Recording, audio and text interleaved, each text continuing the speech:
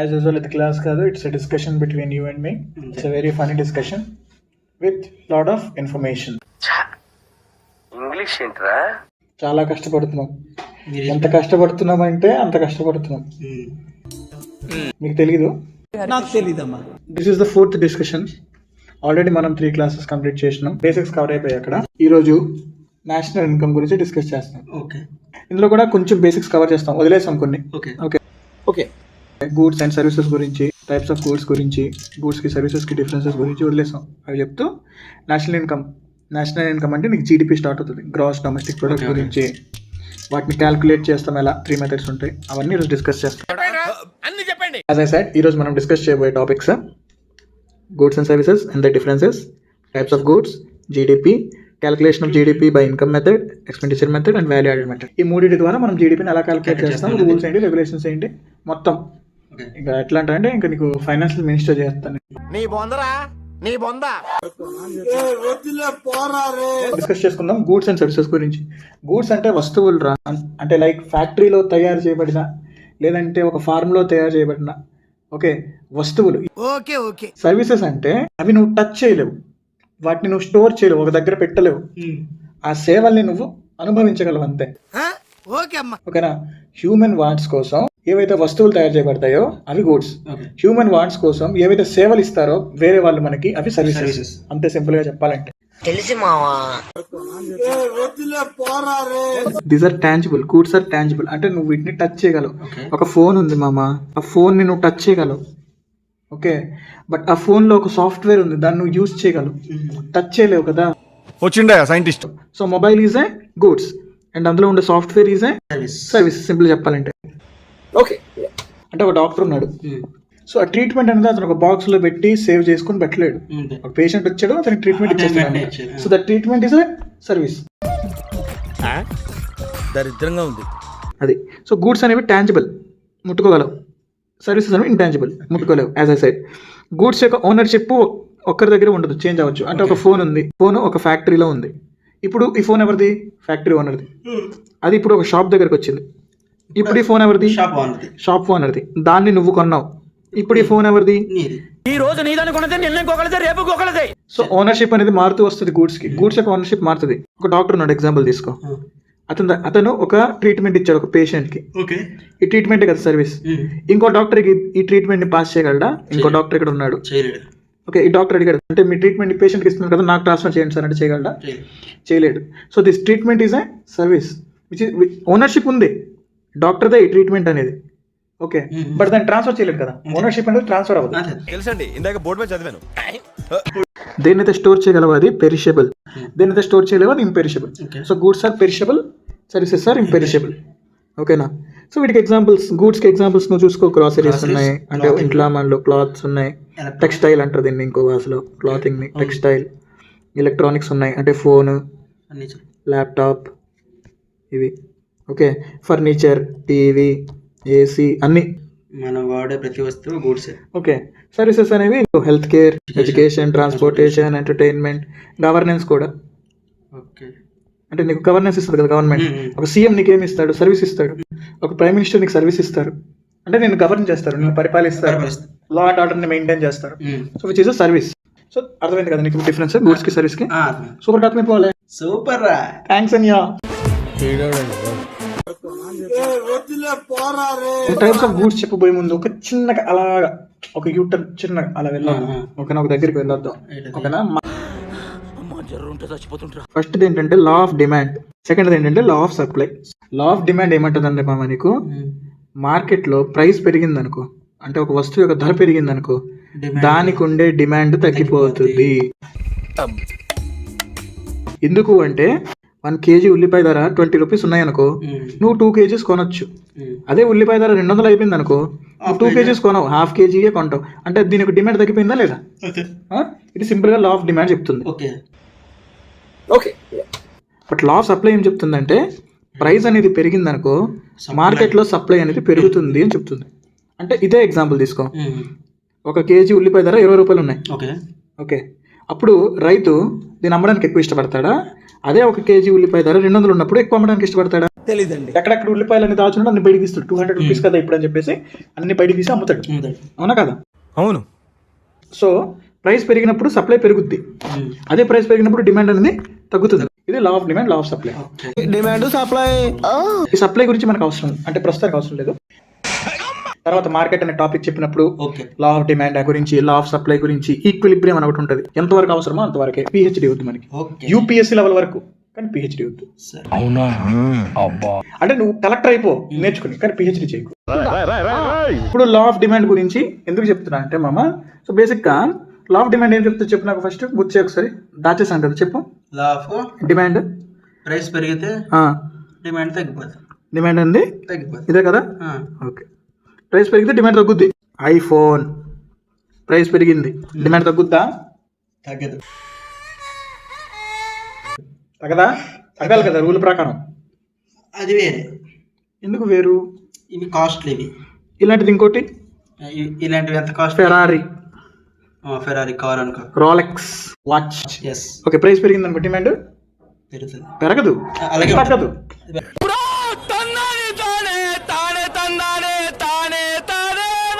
Demand లో change రాదు అని అర్థం. డిమాండ్ తగ్గిపోవాలి కదా, కానీ తగ్గదు. ఇంకోటి రాస్తాను నేను. రైస్ లేదా గోధుమ, వీట్ లేదా బార్లీ, మన రోజు తినే నిత్యావసర వస్తువులు. దీని యొక్క ప్రైస్ పెరిగింది అనుకో డిమాండ్ తగ్గిపోద్దా? రైస్ ప్రైస్ పెరిగిపోయింది కదా, పెరిగిపోతే. ఇప్పుడు రైస్ 1300 ఉందిరా మార్కెట్ లో బస్తా, అర్జెంట్ గా 2000 అయిపోయిందిరా రేపు, డిమాండ్ తగ్గిపోద్దా? తగ్గదు, ఎందుకంటే రైస్ కావాలి కాబట్టి. అందరికీ కావాలి కదా. నేను పోతాను, నాకు ఇది వద్దు. ఒకటేమో ఐఫోన్ చాలా కాస్ట్లీ, లేదా ఫెరారీ చాలా కాస్ట్లీ, లేదా ఒక రోలెక్స్ వాచ్ చాలా కాస్ట్లీ. ఇంకో టైప్ ఏమో రైస్, వీట్, బార్లీ. వీటి యొక్క ప్రైస్ పెరిగినా డిమాండ్ అనేది సేమ్ గా ఉన్నట్టుంది. అంటే లా ఆఫ్ డిమాండ్ ఛాలెంజ్ చేస్తున్నాయి ఇవి. అర్థమవుతుందా? ఈ రెండే different goods and verbal and goods. అర్థమవుతుందా నీకు? వెబల్ అండ్ గూడ్స్ అంటే ఇది ఐఫోన్ అంటే కాస్ట్లీ గూడ్స్ అనమాట. డిఫెన్ గూడ్స్ అంటే నెసెసిటీ గూడ్స్. లగ్జరీ గూడ్స్ అని, నెసెసరీ గూడ్స్ అని 2 రకాలు ఉంటాయి. నెసెసరీ గూడ్స్ అంటే అవి అవసరాలు, అవసరం, అవి లేకపోతే అవదు. లగ్జరీ గూడ్స్ అంటే విలాసవంతమైన వస్తువులు అంటారు. ఓకేనా? 3 రకాల గూడ్స్ ఉంటాయి: అవసరాలు, సౌఖ్యాలు, విలాసాలు. ఇది తెలుగులో. ఇంగ్లీష్లో చెప్పినప్పుడు నెసెసిటీ, కంఫర్ట్, లగ్జరీ అంటాం. ఈ రైస్ అనేది నెసెసిటీ, ఐఫోన్ అనేది లగ్జరీ. నువ్వు మామూలుగా కొనే ఆండ్రాయిడ్ ఫోన్ అనేది కంఫర్ట్, అవసరం కోసం, జస్ట్ ఫర్ కంఫర్ట్. మరి లెటర్లో రాయలేం కదా మనం, సో కంఫర్ట్ కోసం ఒక ఫోన్ వాడతాం, ఒక మొబైల్ ఫోన్ వాడతాం. కొంతమందికి మొబైల్ ఫోన్ నెసెసిటీ, కొంతమందికి మొబైల్ ఫోన్ కంఫర్ట్. అంటే గూడ్స్ సబ్జెక్టివ్ మ్యాటర్. అది ఒకరికి నెసెసిటీ అవ్వచ్చు, ఒకరికి కంఫర్ట్ అవ్వచ్చు. ఒక రన్నర్ ఉన్నాడు, రన్నింగ్ చేసేవాడికి షూ అనేది నెసెసిటీ, అవసరం, కానీ మనకి కంఫర్ట్. అంతే. అర్థమవుతుందా? సో అది సబ్జెక్టివ్ మ్యాటర్, ఒక్కొక్కరి బట్టి మనిషి బట్టి మారిపోతూ ఉంటుంది. But all the necessities are Giffen goods, all the luxuries are verbal and goods. The challenge law of demand. ప్రతి ఒక్క నెసెసిటీ గూడ్స్ ని గిఫెన్ గూడ్స్ లో పెట్టుకోవచ్చు, ప్రతి ఒక్క లగ్జరీ గూడ్స్ ని వెబల్ అండ్ గూడ్స్ లో పెట్టుకోవచ్చు. ఓకేనా? ఈ రెండు ఒక పార్టీ. ఇక్కడ చూడు, కన్స్యూమర్ గూడ్స్, క్యాపిటల్ గూడ్స్ ఒక party, free goods, economic goods ఒక పార్టీ. కన్స్యూమర్ గూడ్స్ అంటే మార్కెట్లో కన్స్యూమర్ వినియోగదారుడు కొనేది, which you by in the market. Wheat ఉంది, వీట్ నుంచి ఫ్లోర్ వచ్చింది, దీని నుంచి బ్రెడ్ వచ్చింది. వీట్ అనేది ప్రైమరీ, అంటే మొట్టమొదటిసారిగా మార్కెట్లోకి ఒక ఫార్మర్ పండించిన ప్రొడక్షన్ ఏంటంటే వీట్. దాన్ని ఒక ఫ్యాక్టరీకి తీసుకెళ్లి పొడి చేసినప్పుడు వచ్చింది ఫ్లోర్. దాన్ని మళ్ళీ ఒక బేకరీకి తీసుకెళ్లి బాగా బేక్ చేస్తే వచ్చింది బ్రెడ్. ఈ బ్రెడ్ ని నువ్వు కన్జ్యూమ్ చేస్తావు, డైరెక్ట్ గా మార్కెట్కి వెళ్ళి ప్యాకెట్ కొని తింటావు. ఫ్లోర్ ని డైరెక్ట్ గా కన్జ్యూమ్ చేయవు, ఫ్లోర్ ని మళ్ళీ కుక్ చేసుకుని ఇంటికి తీసుకొచ్చి కుక్ చేసుకుని మళ్ళీ కన్జ్యూమ్ చేస్తావు. ఓకే, అంటే బ్రెడ్ ని కూడా కుక్ చేసుకొని కన్జ్యూమ్ చేస్తావు కదా అని మళ్ళీ నాకు లాజిక్ అడక్కు. చెప్పింది అర్థం చేసుకోండి, వర్క్ దానంతరం అదే వస్తుంది. ఓకేనా? అర్థం చేసుకో. అంటే బ్రెడ్ అనేది డైరెక్ట్ కన్జంప్షన్, డైరెక్ట్ తినవచ్చు. ఫ్లోర్ అలా డైరెక్ట్ గా నువ్వు కన్జ్యూమ్ చేయలేవు, దాన్ని కొంచెం ప్రాసెస్ చేయాలి. అవునా కదా? వీటిని కూడా ప్రాసెస్ చేయాలి. వీటిని ప్రాసెస్ చేస్తే ఫ్లోర్ వస్తుంది, ఫ్లోర్ ని ప్రాసెస్ చేస్తే బ్రెడ్ వస్తుంది. అవునా? అవును. ఇప్పుడు ఇందులో కన్జంప్షన్ ఎక్కడ జరిగింది? Last consumption bread. ఇది కన్స్యూమర్ గుడ్స్. అంటే లాస్ట్ కన్జంప్షన్ ఇక్కడ జరిగింది కదా, లాస్ట్ గా నువ్వు దీన్ని కన్జ్యూమ్ చేస్తావు కదా బ్రెడ్. ఫ్లోర్ అనేది ఒక బేకరీలో ఉపయోగపడింది. దేని తయారు చేయడానికి? బ్రెడ్ తయారు చేయడానికి. ఏదైనా ఒక వస్తువు తయారీకి ఇంకొక వస్తువు ఉపయోగపడితే ఆ వస్తువే క్యాపిటల్ గూడ్స్ అన్నమాట. ఫర్ ఎగ్జాంపుల్ కార్ తయారీకి మిషన్లు ఉపయోగపడతాయి, మిషన్స్ అనేవి క్యాపిటల్ గూడ్స్. బ్రెడ్ తయారీకి ఫ్లోర్ ఉపయోగపడింది, సో ఫ్లోర్ అనేది క్యాపిటల్ గూడ్స్. ఏమన్నా డౌట్ ఉందా? సూపర్ రా, థ్యాంక్స్ అని. ఏంట్రా ఇది? వాళ్ళేమో వీడికి బిల్డప్ ఇస్తున్నారు, వీడేమో వాళ్ళకి బిల్డప్ ఇస్తున్నారు. నెక్స్ట్ ఇంకోలా చెప్తా చూడు. ఏదైనా ఒక విషయం సగం వింటానికే చిరాకు నాకు, రెండోసారి కూడా వినాలా? వీట్ ప్రొడక్షన్ అయింది. ఇది ఫస్ట్ ప్రొడక్షన్ అయింది కదా, ఇది రా మెటీరియల్. ఓకేనా, రా మెటీరియల్ ముడి సరుకు అంటారు తెలుగులో. ముడి సరుకుని నువ్వు దేన్నో తయారు చేయడానికి యూజ్ చేస్తున్నావు. ఓకే. దేన్ని? ఫ్లోర్ని ప్రాసెస్ చేస్తున్నావు వీట్ నుంచి. అంతే. ఓకేనా, కానీ దీన్ని కన్జ్యూమ్ చేయట్లేదు. ఇది మిడిల్లో ఉంది. కన్జంప్షన్కి ఇటు ప్రొడక్షన్కి మిడిల్లో ఉంది. ఇది ఇంటర్మీడియట్ గుడ్స్. కానీ లాస్ట్గా వచ్చిన బ్రెడ్ అనేది కన్జంప్షన్ అయిపోయింది కదా, సో ఫైనల్ గుడ్స్. అర్థమైంది కదా. వీట్ అనేది ఏమో రా మెటీరియల్, అదే ప్రైమరీ గుడ్స్. మళ్ళీ అదే ఫ్లోర్ అనేది ఇంటర్మీడియట్ గుడ్స్, ఎందుకంటే మిడిల్లో ఉంది కాబట్టి. వీట్ అనేది ఫైనల్ గుడ్స్. ఫైనల్ గుడ్స్ నుంచి మరి ఏది ప్రాసెస్ అవ్వదు, అదే లాస్ట్ కన్జంప్షన్ అనమాట. దాని నుంచి మరి ఏది ఉండదు. ఇంకా ఈజీగా చెప్తా చూడు. మొట్టమొదటిసారిగా మైనింగ్ చేసి బయట తీసిన ఐరన్ ఉంది, అది ప్రైమరీ గుడ్స్. ఆ ఐరన్ ని నువ్వు పల్చని షీట్స్ లా మార్చావు, లేదంటే రాడ్స్ లా మార్చావు, అది ఇంటర్మీడియట్ గుడ్స్. వాటిని తీసుకొచ్చి కార్ లో బిగించావు, కార్ ని బయట అమ్మావు, so that car is consumer goods or final goods. Free goods, economic goods. Free goods అంటే ఫ్రీగా దొరికేవి, అంటే ఎయిర్, వాటర్. కొన్ని రోజుల తర్వాత వాటర్ కూడా మనం కొంటామా? కొనివచ్చు, ఇప్పుడే కొంటున్నాం. ఫ్రీ గుడ్స్ ని ఎకనామిక్ గుడ్స్ గా మార్చేస్తున్నామా మనం అనుకుంటా. ఫ్రీగా ఈ ప్రపంచంలో దొరికే ఏదైనా ఫ్రీ గుడ్స్ ఎరా. ఓకేనా, ఎయిర్ ఫ్రీగా దొరుకుతుంది, వాటర్ ఫ్రీగా దొరుకుతుంది, సాయిల్ నుంచి న్యూట్రిషన్ ఫ్రీగా దొరుకుతుంది, సోలార్ ఎనర్జీ, విండ్ ఎనర్జీ ఇవన్నీ ఫ్రీగా దొరుకుతున్నాయి. సో ఇవన్నీ కూడా నీకు ఫ్రీ గుడ్స్ కింద వస్తాయి. నువ్వు ఏవైతే వస్తువులు కొంటావో, బ్రెడ్, బటర్, చీజ్ అన్ని ఎకనామిక్ గుడ్స్ కింద వస్తాయి. కన్స్యూమర్ గుడ్స్ ని మళ్ళీ 2 types గా డిఫైడ్ చేస్తాం. ఏంటదంటే ఇదిగో నాన్ డ్యూరబుల్, డ్యూరబుల్. అంటే కన్జంప్షన్ అయ్యే గూడ్స్ ఎక్కువ రోజులు మనకి వచ్చేవి, షెల్ఫ్ లైఫ్ ఎక్కువ ఉందనుకో, షెల్ఫ్ లైఫ్ అంటారు. షెల్ఫ్లో ఉండే లైఫ్, దాని షెల్ఫ్లో పెడితే ఎక్కువ రోజులు ఉందనుకో, అది డ్యూరబుల్. అదే షెల్ఫ్ లైఫ్ తక్కువ ఉంటే నాన్ డ్యూరబుల్. డ్యూరబుల్ గూడ్స్కి ఎగ్జాంపుల్ నువ్వు క్లాత్ పెట్టొచ్చు, క్లాత్స్, బట్టలు. నాన్ డ్యూరబుల్ గూడ్స్కి ఎగ్జాంపుల్ ఒక యాపిల్ పెట్టొచ్చు, ఖరాబ్ అయిపోతుంది తొందరగా కాబట్టి. ఎంతనా క్లియర్ కదా ఇదంతా? ఓకే. నెక్స్ట్ ఇప్పుడు రా అసలైన దానికి. నేషనల్ ఇన్కమ్ మొదలైంది. ఇప్పుడు ఎకానమీలో బేసిక్స్ అన్ని కవర్ అయిపోయి, కంప్లీట్ అయిపోయి. ఇప్పుడు ఎకానమీలో first topic national income. National income is nothing but GDP. GDP is nothing but ఒక టెరిటరీలో ఒక ఫైనాన్షియల్ ఇయర్లో జరిగిన గూడ్స్ అండ్ సర్వీసెస్ యొక్క వాల్యూ. ఓకేనా, చూడు అర్థమయ్యేలా చెప్తా. ఒక టెరిటరీలో అంటే ఒక బార్డర్ మధ్య, ఒక నిర్దిష్టమైన టెరిటరీలో, ఓకే, ఒక ఫైనాన్షియల్ ఇయర్లో, దీన్ని ఒక టైంలో అని కూడా నువ్వు అనొచ్చు. ఓకేనా, ఒక నిర్దిష్టమైన సమయంలో అని కూడా అనొచ్చు. ఒక నిర్దిష్టమైన టెరిటరీలో ఒక ఫైనాన్షియల్ ఇయర్లో జరిగిన ఎకానమిక్ యాక్టివిటీ వల్ల వచ్చిన గూడ్స్ అండ్ సర్వీసెస్ అన్నిటి యొక్క వాల్యూ. ఓకేనా, దాన్ని ఏమంటాం? జీడిపి అంటాం. ఇక్కడ 2 పాయింట్స్ గుర్తుపెట్టుకో. ఇండియాలో టెరిటరీ అంటే ఇండియాలో ఉన్న భూభాగం మొత్తం అవుతుంది. దాంతోపాటు ఇండియా చుట్టూ సముద్రం ఉంది కదా, సముద్రంలో 20 nautical miles వరకు దూరం కూడా కలపాలి. కలిపితే ఆ ఇండియన్ టెరిటరీలో ఏప్రిల్ 1 నుంచి, ఒక ఇయర్లో ఏప్రిల్ 1 నుంచి తర్వాత ఇయర్ మార్చ్ 31 వరకు ఎంత జీడిపి అంటే ఎంత గూడ్స్ అండ్ సర్వీసెస్ అక్కడ తయారయ్యాయో, ఆ చూడు ఎంత గూడ్స్ అండ్ సర్వీసెస్ అనేవి ఈ టైం ఫ్రేమ్ లో ఈ టెరిటరీలో తయారయ్యాయో దాని వాల్యూయే జీడిపి రా. 3 మెథడ్స్ ఉన్నాయి జీడిపి క్యాలిక్యులేట్ చేయడానికి. ఏ మెథడ్ లో క్యాలిక్యులేట్ చేసినా జీడిపి అనేది సేమ్ వస్తుంది, మారదు. బట్ జీడిపి అంటే ఏంటి? Final goods. ఇందాక నేను 3 types ఆఫ్ గూడ్స్ చెప్పాను కదా, primary goods, secondary goods, final goods. అంటే primary goods, intermediate goods, final goods. అంటే బ్రెడ్ యొక్క వాల్యూ మనకి ఇంపార్టెంట్. అక్కడ ఫ్లోర్ యొక్క వాల్యూ ఎంత, వీట్ యొక్క వాల్యూ ఎంత, అది కాదు. బ్రెడ్ యొక్క వాల్యూ ఎంత, అదే జీడిపి. ఎందుకంటే అది లాస్ట్ గూడ్స్ అనమాట, లాస్ట్ కన్జంప్షన్. లాస్ట్ కన్జంప్షన్ మాత్రమే జీడిపిలో మనం యాడ్ చేసుకుంటాం. అర్థమైంది కదా మామ నీకు? సరే, ఇప్పుడు బాగా అబ్జర్వ్ చేస్తే నువ్వు ఒక సినారియో. ఆ సినారియో ఏంటంటే ఈ టెరిటరీ పేరు ఇండియా రా. గ్రీన్ కలర్ కనబడుతుంది కదా టెరిటరీ పేరు, ఇండియా. ఇక్కడ ఇతను ఒక ఫార్మర్ ఆర్ ఆంటర్ప్రెనర్, అతనే అన్ని. ఆ కంట్రీలో ఫార్మింగ్ అనే ఎకనామిక్ యాక్టివిటీ జరుగుతుంది. ఓకే,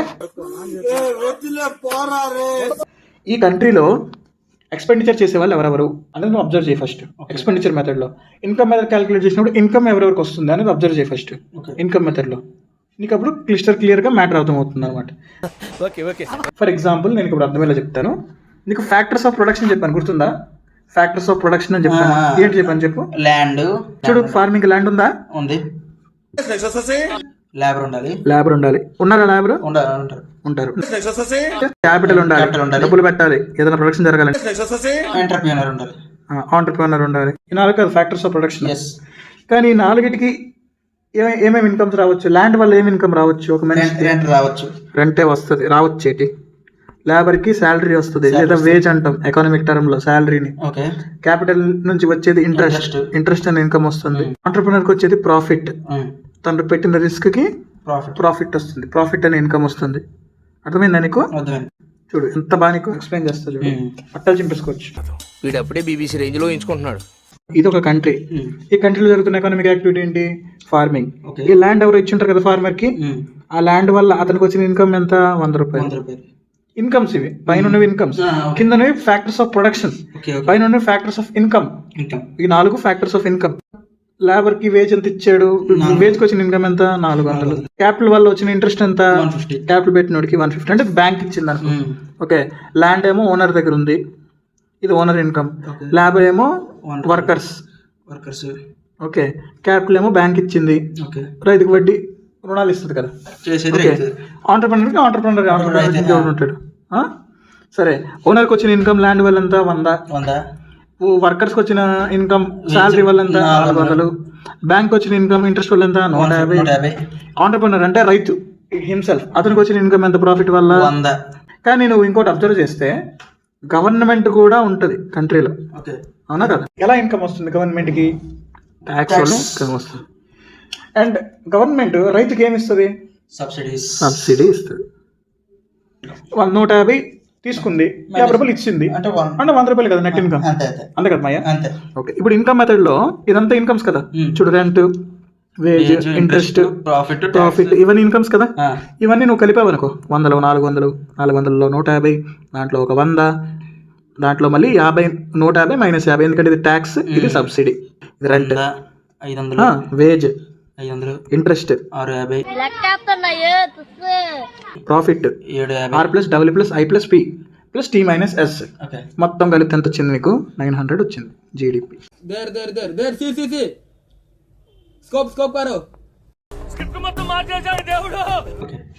చూడు, రెంట్ వల్ల వచ్చిన ఇన్కమ్ ఏమో 100, వేజ్ వల్ల ఏమో 400, ఇంట్రెస్ట్ వల్ల 150, ప్రాఫిట్ వల్ల 100, ట్యాక్స్ వల్ల 200 పెంచాం. ఓకే.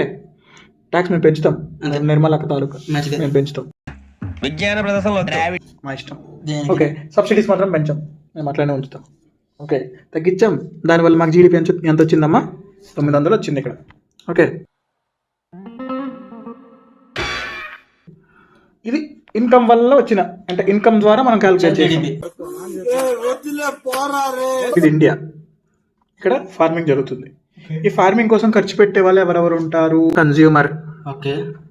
కొంటాడు. తర్వాత ఎవరు ఖర్చు పెడతారు? గవర్నమెంట్ కొంటుంది. కన్జ్యూమర్ కొనకపోతే కొంటుంది. ఇప్పుడు మామిడి పళ్ళ రైతులు కానీ, లేదంటే మిర్చి రైతులు కానీ, మిర్చి ధర ఎవరు కొనట్లేదు, మామిడి పళ్ళు ఎవరు కొనట్లేదు అంటే ఎవరు కొంటారు? గవర్నమెంట్ కొంటది. ఇంకెవరు ఖర్చు పెడతారు? ఇన్వెస్టర్స్. ఖర్చు పెట్టేవి ఇవి ఇన్కమ్స్ కాదు, ఖర్చులు, ఎక్స్పెండిచర్ అన్నమాట. కన్స్యూమర్ ఖర్చు పెట్టి ఫార్మర్ చేసిన పంట కొంటాడు, గవర్నమెంట్ ఖర్చు పెట్టి మన ఫార్మర్ చేసిన పంట కొంటుంది. ఇన్వెస్టర్ ఈ పంట కోసం ఇన్వెస్ట్మెంట్ చేసి ఖర్చు పెడతాడు. ఇన్వెస్టర్ రైతు అనుకో. ఇంకెవరు ఖర్చు పెడతారు? బయట దేశాల వాళ్ళు మన దేశంలో ఏమైనా ఖర్చు పెట్టచ్చు కదా. Export import. మన దేశంలో ఖర్చు పెట్టారు అంటే ఏంటి దాని అర్థం? మన దేశం నుంచి ఏదైతే తీసుకున్నారు కాబట్టి అది ఎక్స్పోర్ట్. ఓకే. లేదా మనం కూడా బయట దేశాల నుంచి ఏదన్నా కొనుక్కోవచ్చు. అంటే రైతు పొలాలకి లైక్ చెట్లకి ఏవో పురుగులు పట్టారు, బయట దేశం నుంచి మందులు కొనుక్కోవచ్చు. That is import. ఎక్స్పోర్ట్ ని ఇంపోర్ట్ తో మైనస్ చేస్తే నీకు నెట్ ఎక్స్పోర్ట్ వస్తుంది. మొత్తం ఖర్చు అంతా దేశానికి ఖర్చునే కదా ఇప్పుడు నువ్వు లెక్క చేయాలి. బాహుబలి రేంజ్ విఎఫ్ఎక్స్ అది. సో వీళ్ళందరూ ఎక్స్పెండిచర్ చేసిన వాళ్ళు ఒక ఎకానమీలో వీళ్ళు ఎక్స్పెండిచర్ చేస్తారు అన్నమాట, ఖర్చు పెడతారు. ఓకేనా. ఇది ఎక్స్పోర్ట్ అనేది ఖర్చు. ఓకే. నీ వాళ్ళకి, బయట దేశాల వాళ్ళకి, మనకు కాదు. ఓకేనా. దీన్ని నువ్వు ఫారిన్ డైరెక్ట్ ఇన్వెస్ట్మెంట్ తో కంపేర్ చేసుకో. ఓకే. అంటే ఒక బయట దేశం నుంచి మన దేశానికి ఎవరు పెట్టుబడి పెట్టారు అనేది కంపేర్ చేసుకో. ఇప్పుడు ఇతను ఖర్చు నీకు కావాలంటే ఏం చేయాలి? బయట దేశానికి అమ్మింది ప్లస్ మైనస్ కొన్నది. అంటే బయట దేశానికి 100 రూపాయలు అమ్మి 50 రూపాయలు కొన్నాడు అనుకో, అతనికి ఇన్కమ్ ఎంత వచ్చినట్టు? అక్కడ అతను అంత ఖర్చు పెట్టినట్టు 50 రూపాయలు ఖర్చు పెట్టినట్టు. దీన్ని కలిపావనుకో, 500 200తో, 700 దాన్ని 150తో, 850 దాన్ని ఈ 100 మైనస్ 50తో 150 అంటే ఎంత వచ్చింది? 900 జీడిపి వచ్చింది కదా. ఏమన్నా మారిందా జీడిపి? లేదు. చూసావా, ఇన్కమ్ మెథడ్ లో క్యాలిక్యులేట్ చేస్తే ఒక జీడిపి వచ్చింది. ఇది ఎక్స్పెండిచర్ మెథడ్. దీని నుంచి క్యాలిక్యులేట్ చేసినా మళ్ళీ నీకు అంత జీడిపి వచ్చింది. జీడిపి అని మారిందా? మారలేదు. ఇంకోటి ఉంది, అదే వాల్యూ యాడెడ్ మెథడ్. అసలు ఎక్కడైనా ప్రొడక్షన్ లేదు, ముందు జీరో ఉంది. 300 రూపాయలు వీట్ పండించాడు. ఓకే. ఈ 300 రూపాయల వీటు ఫ్యాక్టరీకి వెళ్ళి 500 రూపాయలు ఫ్లోర్గా మారింది. ఓకే. ఈ 500 రూపాయల ఫ్లోర్ ఇంకా ప్రాసెస్ అయ్యి 900 రూపీస్ బ్రెడ్గా మారింది. ఓకే. వీట్ ఫ్లోర్గా మారింది, ఫ్లోర్ బ్రెడ్గా మారింది. ఎంత వాల్యూ యాడ్ అయింది ఇక్కడ? 200 వాల్యూ యాడ్ అయింది. ఓకే, జీరో కదా ఫస్ట్ ఆఫ్ ఆల్. జీరో నుంచి ఇక్కడికి ఎంత వాల్యూ యాడ్ అయింది నీకు? 300 వాల్యూ యాడ్ అయింది. ఓకే, 500 నుంచి 900కి ఎంత వాల్యూ యాడ్ అయింది? 400 వాల్యూ యాడ్ అయింది. 300, 500, 900. మళ్ళీ నీకు ఎంత వచ్చింది వాల్యూ? ఈ మూడింటిని కలిపితే 900 వచ్చిందా? ఈ 900 అనేది వాల్యూ యాడెడ్ మెథడ్ వల్ల వచ్చిన జీడిపి. బట్ ఫైనల్ గూడ్సే కదా జీడిపి అంటే. ఒక టెరిటరీలో ఒక టైం ఫ్రేమ్లో final consumption, final value of the goods is GDP. ఓకేనా? ఫైనల్ గూడ్స్ ఏంటి ఇక్కడ? బ్రెడ్. దీన్ని ఎంత కన్జ్యూమ్ చేస్తాడు కన్స్యూమరు? 900కి. మళ్ళీ అదే కదా వాల్యూ యాడెడ్ నీకు 900 కదా. అర్థమైంది కదా నీకు ఇప్పుడు? సో నువ్వు ఏ పాయింట్ ఆఫ్ వ్యూలో ఎటు తిప్పి క్యాలిక్యులేట్ చేసినా సేమ్ వాల్యూ వస్తుంది. అంటే ప్రతి మెథడ్కి ఒక యూజ్ ఉంది. అర్థమైందా? ఇన్కమ్ మెథడ్కి ఒక యూజ్ ఉంది. ఓకే, ఎక్స్పెండిచర్ మెథడ్కి ఒక యూజ్ ఉంది, వాల్యూ యాడెడ్ మెథడ్కి ఒక యూజ్ ఉంది. ఏం లేదు చూడు, ఇక్కడే చెప్పేస్తా నీకు. ఇన్కమ్ మెథడ్ ఎవరికి ఇన్కమ్? ఇదేమో ఓనర్కి వచ్చిన ఇన్కమ్, ఇదేమో వర్కర్కి వచ్చిన ఇన్కమ్, ఇదేమో బ్యాంక్ వచ్చిన ఇన్కమ్, ఇదేమో ఎంటర్ప్రెనర్కి వచ్చిన ఇన్కమ్. ఒక ఎకానమీ ఉంది, దాంట్లో ఆంటర్ప్రెనర్కి వచ్చిన ఇన్కమ్ ఏమో 100 నుంచి 1000కి, 1000 నుంచి 2000కి పెరుగుతుందిరా. వర్కర్కి వచ్చిన ఇన్కమ్ ఏమో 400 నుంచి 500, ఓకే 600 ఇలా పెరుగుతుందిరా. అప్పుడు ఇన్ఈక్వాలిటీ పెరుగుతుంది లేదా? లైక్ రజనీకాంత్ సెట్, అంటే ఇన్ఈక్వాలిటీ పెరిగిందా లేదా? ఇన్ఈక్వాలిటీ పెరిగింది అన్నది నీకు ఎలా తెలుస్తుంది? ఇన్కమ్ మెథడ్లో క్యాలిక్యులేట్ చేస్తేనే తెలుస్తుంది. ఫర్ ఎగ్జాంపుల్ కన్స్యూమర్ ఖర్చు పెట్టాడు అనుకో, ఓకే, కన్జంప్షన్ ఎకానమీ అది. గవర్నమెంట్ ఖర్చు పెట్టింది అనుకో, గవర్నమెంట్ డ్రివెన్ ఎకానమీ, ఎక్కువ డబ్బులు. ఇప్పుడు చూడు, ఇది కన్జంప్షన్ ఎకానమీ. ఈ ఎగ్జాంపుల్లో ఫర్ ఎగ్జాంపుల్ ఇక్కడ 200 చేసి ఇక్కడ 500 చేస్తాం అనుకో, దాని అర్థం ఏంటి? ఫార్మర్ చేసిన పంటలన్నీ గవర్నమెంటే కొంటుంది, కన్స్యూమర్ కొనట్లేదు. కన్స్యూమర్ దగ్గర కొనుగోలు శక్తి తగ్గిపోయింది, అందుకే కన్స్యూమర్ కొనలేకపోతున్నాడు, గవర్నమెంటే అన్ని కొంటుంది అని అర్థం కదా దానికి. ఇన్వెస్టర్ కూడా ఇన్వెస్ట్ చేయడం తగ్గించారు అనుకో, క్యాపిటల్ తగ్గిపోతుంది, పెట్టుబడిదారులు తగ్గిపోతున్నారు, పెట్టుబడి ఎవరు పెట్టట్లేదు, ముందుకు రావట్లేదు. అంటే పెట్టుబడి పెరిగితే పెట్టుబడి పెరుగుతుంది, పెట్టుబడి పెరగడం వల్ల డెవలప్మెంట్ అవుతుంది, ఎకానమీ పెరుగుతుంది. ఇవన్నీ నీకు తెలుస్తాయి. ఓకే, వాల్యూడ్ మెథడ్లో నువ్వు క్యాలిక్యులేట్ చేస్తే సెక్టారల్గా ఎంత, సెక్టార్ వైజ్ అగ్రికల్చర్ సెక్టార్లో ఎంత, చూడు భూమి నుంచి పుట్టిన పంట కదా ఫీల్డ్. ఫ్లోర్ మ్యానుఫ్యాక్చరింగ్ సెక్టార్లో ఎంత యాడ్ అయింది? 200 యాడ్ అయింది. అగ్రికల్చర్ సెక్టార్లో ఎంత యాడ్ అయింది? 300 యాడ్ అయింది. ఓకే, సర్వీస్ ఇది మ్యానుఫ్యాక్చరింగ్లోనే బ్రెడ్ తయారీ. ఓకే, ఇంకో టైప్ ఆఫ్ మ్యానుఫ్యాక్చరింగ్ సెక్టర్లో సెకండ్, ఇక్కడ ఎంత యాడ్ అయింది? 400 యాడ్ అయింది. సెగ్రిగేట్ చేస్తుంది అనమాట నీకు గ్రోత్ని. అంటే అగ్రికల్చర్లో ఎంత % ఉంది జీడిపి, ఓకే, మ్యానుఫ్యాక్చరింగ్లో ఎంత ఉంది జీడిపి, సర్వీస్లో ఎంత ఉంది జీడిపి, ఎంత పెరిగింది? అగ్రికల్చర్లో ఎక్కువ ఉందా, మ్యానుఫ్యాక్చరింగ్లో ఎక్కువ ఉందా, సర్వీస్లో ఎక్కువ ఉందా? సర్వీస్లో ఎక్కువ ఉంటే సర్వీస్ డ్రివెన్ ఎకానమీ, మ్యానుఫ్యాక్చరింగ్ లేకుంటే మ్యానుఫ్యాక్చర్ డ్రివెన్ ఎకానమీ, అగ్రికల్చర్ లేకుంటే అగ్రికల్చర్ డ్రివెన్ ఎకానమీ. అంటే ఎంత పెరుగుతుంది? ఏది పెంచాలి? అగ్రికల్చర్ పెంచాలా, మ్యానుఫ్యాక్చరింగ్ పెంచాలా, సర్వీస్ పెంచాలా? ఇప్పుడు ఇండియా గోల్ ఏంటి మనం చెప్పాను నీకు? సర్వీస్ ఎకానమీ మనం చాలా ఎక్కువ, మ్యానుఫ్యాక్చరింగ్ నుంచి ఎక్కువ రావాలని గోల్ ఉంది కదా. పెరుగుతుందో తగ్గుతుందో తెలియాలంటే ఏ మెథడ్లో తీయాలి? వాల్యూ యాడెడ్ మెథడ్లోనే తీయాలి. వాల్యూ యాడెడ్ మెథడ్ అనేది నీకు ఏం చెప్తుందంటే ఎకానమీలో జీడిపి అనేది ఏ సెక్టర్స్ నుంచి కాంట్రిబ్యూట్ అవుతుంది అనేది చెప్తుంది. అర్థమైందా? ఇవన్నీ మాట్లాడేసుకున్నాం. ఓకే, ఎక్స్పెండిచర్ మెథడ్, దీని ఫార్ములాస్ ఇవి. Let me Zoom. C+G+I+X-M. X అంటే ఎక్స్పోర్ట్స్, ఎం అంటే ఇంపోర్ట్స్ మాట్లాడేసుకున్నాం. ఇన్కమ్ మెథడ్లో ఇవి ఫ్యాక్టర్స్ ఆఫ్ ఇన్కమ్, వాటన్నిటిని కలిపి ట్యాక్స్ నుంచి సబ్సిడీస్ తీస్తే వాల్యూ వస్తుంది జీడిపిది మాట్లాడేసుకున్నాం.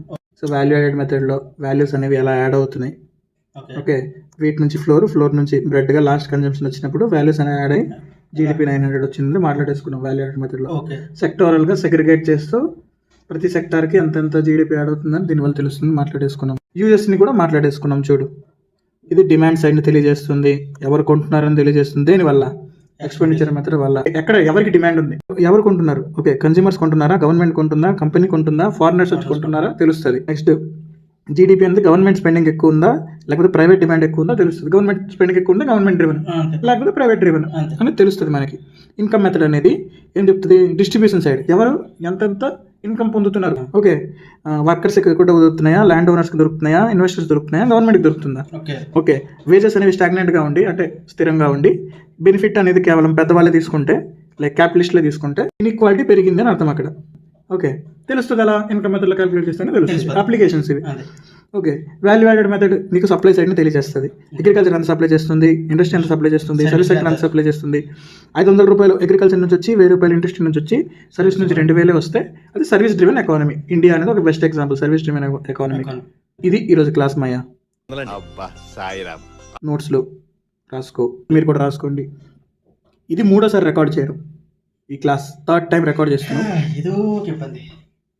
గ్రహాలు బ్యాండ్ మాలతో కుదా క్యా కరే కానీ నేనేం పాపం చేశాను, నాకే ఇన్ని కష్టాలు వచ్చాయి. మా వే ఆఫ్ టీచింగ్, మా వే ఆఫ్ క్లాసెస్, డిస్కషన్స్ మీకు నచ్చి దీనివల్ల మీరేమన్నా నేర్చుకున్నాం కొత్తగా ఈరోజు అని మీకు అనిపిస్తేనే లైక్, షేర్స్ అండ్ సబ్స్క్రైబ్ చేయండి. మీకు నచ్చితే సపోర్ట్ చేయండి, బలవంతం ఏమీ లేదు. Okay, tatas, bye byes, good nights.